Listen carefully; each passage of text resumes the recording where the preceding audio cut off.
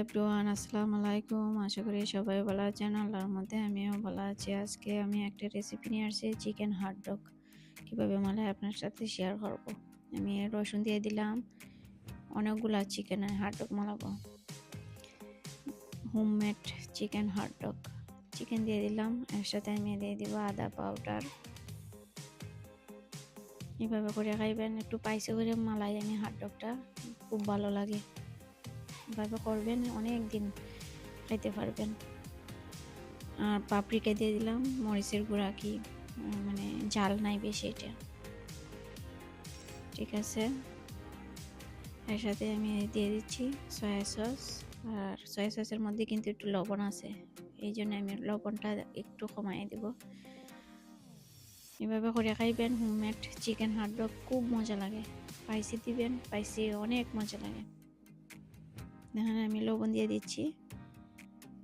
এর সাথে আমি দিয়ে দিব 3টা এগ, ঠিক আছে। 3টা এগ দিয়ে দিলাম। আর আমি মরিচ গুঁড়া করে রাখছিলাম, মেশিন দিয়ে করে একটু মেশিন দিয়ে মরিচের গুঁড়া দিয়ে দিলাম, আর অয়েল দিয়ে দিলাম সাথে।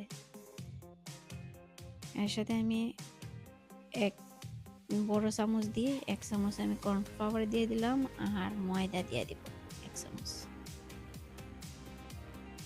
কর্নফ্লাওয়ারটা আলাদা আর ময়দাটাই আলাদা। এই যে ময়দা দিয়ে দিলাম আর কর্নফ্লাওয়ার দিয়ে দিলাম, ঠিক আছে। এর সাথে আমি কি করবো, ব্লেন্ডার করার মিক্স করার পরে আমি কিভাবে মালাই একটা মানে হট ডগটা ইজি হয়, আমার হাতে বড়াই না।